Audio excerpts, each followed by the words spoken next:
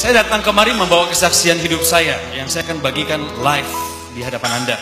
Dan apa yang saya katakan, ceritakan ini saya nggak tambahin, saya nggak kurangin. Saya nggak mau karena saya ada di atas mimbar. Saya nggak tahu bagaimana menceritakan kisah hidup saya yang lebih dari 30 tahun ini dalam waktu 15 menit. Tapi saya berdoa di belakang, Tuhan pimpin supaya Tuhan yang pilihkan yang terbaik. Banyak orang mengira saya sudah punya modal ketika tampil di dunia entertainment. Ada modalnya. Tapi bukan uang, bukan baju, bahkan bukan rambut yang memuji Tuhan berdiri begini. Not at all. Capital saya adalah talenta. Tuhan kasih saya talenta berbicara, kasih talenta suara, bersyukur untuk itu. Tapi saya lahir dari keluarga yang sederhana. Papa saya lebih dari 20 tahun, beliau bergumul dengan pekerjaannya. Gak pernah dapat pekerjaan tetap. Ayah saya pernah jadi mandor di sebuah proyek, pernah jadi kepala security di sebuah hotel berbintang 3, pernah jadi pengangguran. Saya tahu kisah beliau karena saya anaknya, nomor 1, saya punya 2 adik perempuan. Ibu saya, Tuhan kasih rezeki yang agak lebih, karena beliau punya talenta, punya modal dari orang tuanya, jadi yang menghidupi keluarga kami lebih dari 20 tahun sebenarnya tulang punggungnya mama saya. Nah, karena mamahnya mengambil peran ayah yang harusnya jadi sumber pencari nafkah, sering sekali ada dispute di antara mereka. Mereka sering argumen di depan saya. Sebagai anak saya menyaksikan ayah saya kadang ditolak oleh ibu saya. Gak boleh pulang kalau gak bawa sesuatu.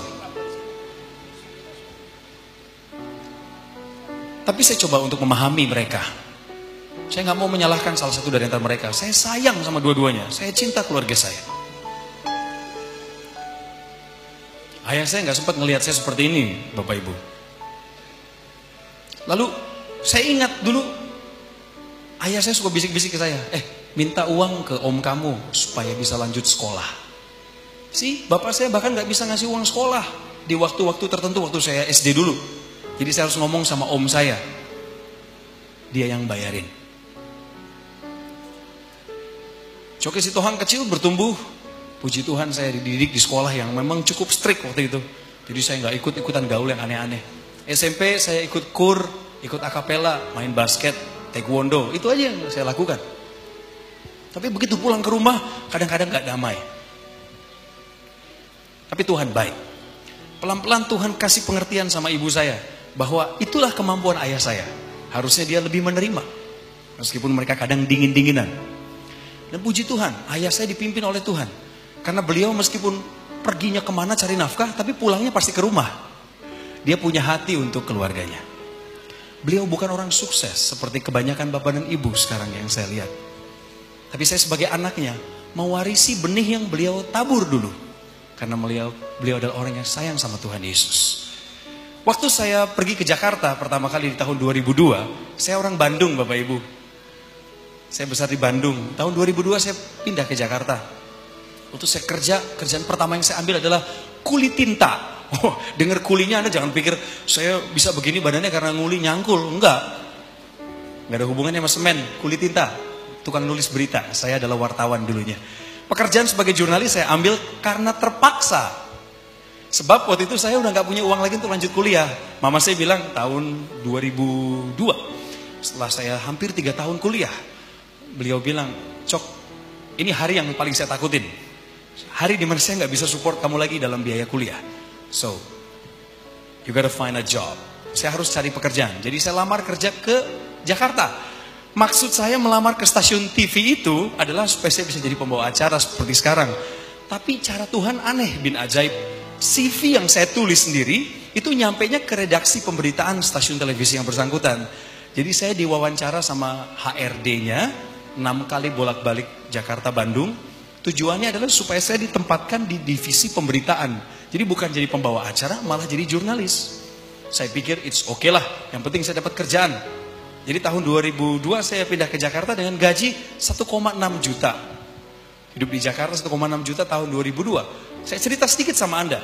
Kos-kosan saya di daerah Pondok Kelapa, Jakarta Timur, itu 350.000. Tolong bantu saya menghitung ya. Kemudian saya lagi nyicil handphone pertama saya pakai kartu kredit tante saya. Jadi saya selama 3 bulan harus bayar 350.000. Sudah berapa tuh? 700. Setiap bulan saya transfer ke ibu saya. Karena beliau kan kerja, bisnisnya udah mulai goyang. sejak krisis moneter tahun 98. Jadi saya transfer ibu saya 500.000. Sudah 1,2 ya? Ya, 1,2. Jangan lupa persepuluhan. Nah, saya berhenti sebentar di persepuluhan. Dulu waktu saya kerja di radio tahun 1999, gaji pertama saya 60.000 per bulan. Karena saya dibayar 1.500 rupiah per jam siaran. Jadi kalau masih ada penyiar radio yang digaji 1.500 di Solo, pulang dan bertobatlah. Saya dibayar 1.500 bos, tapi nggak apa-apa. Waktu itu saya senang-senang aja. Nah, waktu saya terima gaji pertama, ini cerita flashback dikit ya. Tante saya yang sudah di dalam Tuhan, udah berapi-api, dia ngomong gini, Cok, kamu kasih 1/10 dari pendapatan pertama kamu. Bahkan kalau perlu kasih buah sulung.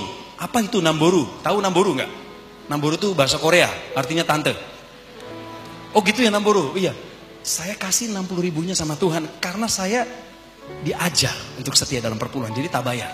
Nah, kembali lagi ke tahun 2002, gaji 1,6 juta per puluhan 160.000, betul? Ya. Dari 1,2 juta pengeluaran saya potong lagi 160.000. Silakan hitung sisanya. Nah, Anda kok ketawa ngenyek gitu ke saya ya? Apa saya ngerasa tersinggung gitu? Saya hidup sampai sekarang, benar. It's miracle. Ini ajaib, tapi Tuhan memelihara saya lewat kesetiaan perpuluhan. Tuhan baik, gaji saya naik. Oh iya. Dan saya diajar, perpuluhan tuh bukan ngasih ke hamba Tuhan, enggak, kembaliin ke Tuhan, biar ada makanan di rumah Tuhan. Berapapun yang saya dapat, setiap kali habis ada MC di akhir pekan dulu waktu saya jadi wartawan, saya potong langsung. Bapak Ibu jangan berpikir ini gampang buat saya, karena pernah suatu kali saya kekurangan. Saya negosiasi sama Tuhan, saya bilang, Tuhan boleh gak saya pakai dulu perpuluhannya, bulan depan saya lipat gandakan. Saya hampir mengambil bagiannya Tuhan, tapi hati saya gak damai. Gak damai. Tuhan bilang, jangan takut, saya akan pelihara kamu. Jadi saya ambil langkah radikal, saya ke ATM, saya ambil itu uang langsung masukin amplop, hari Minggunya gereja, tanpa babi bu lagi, saya masukin ke dalam kotak dengan gemetar. Dalam nama Yesus, aku percaya pemeliharaanmu nyata. Tak masukin, gak bisa diambil lagi. Anda tahu apa yang terjadi? Saya punya saudara di Jakarta. Nah saudara saya ini senang kalau saya datang ke rumahnya. Jadi pemeliharaan Tuhan itu sederhana loh. Tapi sebenarnya itu bentuk pemeliharaannya. Saya ditelepon sama tante saya. Cok, apa kabar? Gimana kos-kosan? Aman? Aman, Namboru. Sini dong main ke rumah saya. Ini sepupu-sepupumu kangen. Oke, dijemput sama supirnya. Kalau dijemput supirnya saya ngeluarin ongkos kan? Aman. Pergi ke rumahnya nginep 2 hari. Di rumahnya makan tentu dari beliau, betul? Dari beliau. Libur di sana, pergi ditraktir. Pulang ketika saya mesti kerja lagi, disangoni. Dikasih amplop. Yeah. Coki gimana? Ada nggak uangnya? Oh nggak usah Namboru, nggak usah. Oh nggak apa-apa. Oh ya makasih Namboru. Puji Tuhan. Masukin. Saya dulu nggak sadar itu bentuk pemeliharaan Tuhan loh saudara. Iya. Terus saya tiba-tiba bisa melewati aja minggu itu dengan hebat. Padahal gaji udah menipis. Sampai akhirnya saya berhenti bekerja di tahun 2005. Saya resign dari kantor itu dengan gaji terakhir. Sorry saya belak-belakan aja, gak apa-apa kan? 3,2 juta. Belum sarjana loh. Karena kuliah saya mandek waktu itu. Sampai sekarang pun masih. Well, saya cerita apa adanya. Jadi saya keluar tahun 2005 Bapak Ibu. Berkat pertolongan Tuhan, saya mendapatkan kesempatan untuk memulai karir saya di dunia entertainment. Tahun 2005 saya dapat kontrak 12 episode. Akhirnya saya keluar dari pekerjaan sebagai wartawan, mengejar cita-cita jadi pembicara dan pembawa acara seperti sekarang. Saya pikir semuanya mulus Bapak Ibu. Di kontrak 12 episode, di episode yang ke-7 saya tumbang, sakit. Saya nggak tahu ada penyakit itu di liver saya.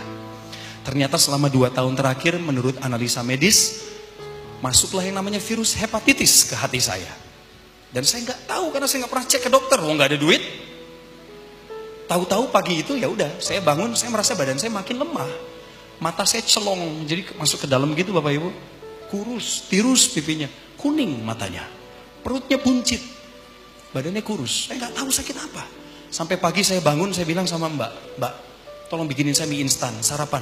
Mohon maaf, saya masukin yang pertama saya muntah, lalu dibawa sama sahabat saya cek darah ke laboratorium dan saya menginap di rumah tante saya. Begitu keluar hasil tes darahnya, saya takut sekali Bapak Ibu. Saya takut banget karena sahabat saya ini orang Batak. Dia bawa hasil lab itu, ketemu sama Namboru saya yang nungguin saya di sana. Dan inilah susahnya orang Batak. ekspresif. Sahabat saya ini masuk ruangan, saya kan lagi terkapar sakit, dia masuk ruangan terus dia gini. Namburu, dia pelukan. Saya ini yang stres kan nungguin hasilnya. Ini kenapa dia sampai nangis? Bener, saya takut sekali, saya bilang takut. Jangan-jangan ada kanker, ada apa? Aduh, enggak. Saya bilang, tolong kamu ngomong dulu sama saya dong, apa hasilnya? Dibuka hasilnya Bapak Ibu. Kalau Anda cek darah sekarang, Anda sehat, cek kondisi liver Anda, SGPT, SGOT, betul ya? Itu SGPT nggak boleh lebih dari angka 41. SGOT tidak boleh lebih dari 39. Jadi kalau udah di atas itu, hati-hati, Anda sudah kena liver. Anda harus istirahat maksimal, minum obat beberapa minggu. Anda tahu hasil saya berapa? Mau tebak-tebakan angka? Sebut aja, nggak apa-apa, saya nggak akan tersinggung. 100. Oh, makasih loh ada yang nyebut 100 di belakang. Kamu doain saya. Wow, faktanya brother, SGPT saya 1500, puji Tuhan. SGOT saya 900. Dan saya masih bangga sampai sekarang punya hasil itu. Saya taruh, saya figura. Setiap kali saya lihat figura itu saya ingat, Tuhan menyelamatkan saya dari ujung maut. Oh ya, saya nggak main-main soal ini. Tapi bukan soal kesembuhan loh. Saya pikir kesembuhan itu goalnya. Enggak. Karena waktu saya masuk rumah sakit, masuk kelas 3, berenam, nggak ada TV. Saya nggak mampu untuk bayar yang kelas 2, kelas 1. Saya anak paling tua, saya harus berjuang sendiri, ngapain lagi ngerepotin keluarga. Jadi saya masuk ke ruangan rumah sakit itu, semuanya diem-dieman. Ada yang sakit demam berdarah, ada yang habis operasi hernia, ada yang kena liver, hepatitis B sebelah kanan saya. Semuanya sakit, nggak mau ngobrol. Saya terbaring di sana, dan saya ingat di sebelah kiri saya ada Alkitab warna hijau yang saya terima tahun 1999, dibaptis pertama kali. Saya cuma pegang Alkitab yang dibawakan ibu saya dari Bandung, saya nangis baca Alkitab. Tahu kenapa nangis? Karena saya udah lama nggak baca Alkitab. Saya ingat waktu saya sakit itu loh, Tuhan bilang sama saya, loh kemana aja? Kamu gak kangen sama aku ya? Saya ingat flashback lagi, 2 tahun terakhir hidup saya sebelum saya sakit itu, kacau balau Pak, Bu, mohon maaf ini, gereja sih gereja, kadang gak gereja juga, tapi udah gak ada saat teduh, udah gak ada hubungan intim sama Tuhan, gak ada, saya harus saksikan sama Anda.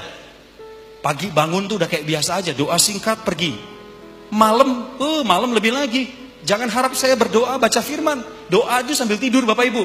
Tuhan Yesus yang baik, aminnya besok pagi. Bener, kacau, messed up with my life at that moment. Jadi waktu di rumah sakit itu saya lihat Alkitab, saya nangis, saya bilang, Tuhan ampuni saya. Saya nggak minta kesembuhan, nggak berani saya, malu. Jadi saya bilang Tuhan ampuni saya. Aku baca Alkitab, aku dapat ayat Yeremia 29 ayat 11. Sebab aku ini mengetahui rancangan apa yang ada padamu, yang ada padaku mengenai dirimu, yaitu rancangan damai sejahtera dan bukan mendatangkan kecelakaan, untuk mendatangkan masa depan yang penuh harapan. Saya pegang itu ayat, tapi faktanya saya di rumah sakit. Jadi saya yang mengeluh lagi sama Tuhan. Kenapa? Tuhan bilang saya mau dikasih masa depan cerah, tapi hari ini saya sakit liver Tuhan. Saya sabar, saya kembali kepada purpose driven life saya, buku yang menolong saya itu juga, dan kembali kepada Alkitab. Setelah saya keluar dari rumah sakit, Tuhan sembuhkan saya secara ajaib dengan cepat. 3 bulan saya recover, meskipun berat. Diam di rumah nggak ngapa-ngapain, cuman keluar rumah kena matahari sedikit, masuk lagi ke rumah nonton televisi. Stres kalau nonton TV Bapak Ibu, karena tahun 2006 saya nonton TV, saya ngelihat presenter tuh keren-keren, pemain sinetron, wah bajunya keren bagus, saya nggak punya modal itu. Saya harus mulai dari nol, karena saya lagi sakit kan. Saya lagi pemulihan, stres. Setiap stres saya kembali lagi ke firman. Saya nggak punya pegangan lain. Kamus saya semua sudah dibakar. Buku petunjuk saya, Yellow Pages, nggak ada. Adanya Alkitab. Ya wes, kita baca aja. Saya merasakan dikuatkan. 2006 memulai karir, 2007 Tuhan angkat. Yang dulunya hilang sama iblis dicuri, biaya-biaya yang nggak penting, membuat saya sakit, Tuhan kembaliin. Tuhan kembaliinnya nggak 1-2 kali lipat. Tuhan ingat mungkinnya dulu pernah saya menabur. Meskipun waktu dulu saya menabur, saya nggak minta sama Tuhan, Tuhan berkati saya 10 kali ganda, 1000 kali ganda. Saya hanya taat saja mengembalikan perpuluhan itu. Tapi Tuhan baik. Hari ini, Bapak Ibu, saya bersaksi di hadapan Anda, dan bukan hanya di depan Anda, di depan televisi. Saya mesti bilang, Tuhan Yesusku baik. God is good all the time, and all the time God is good. Oh, banyak sekali yang pengen saya ceritain, tapi nggak malam ini. Sepertinya Anda harus mengundang saya lagi.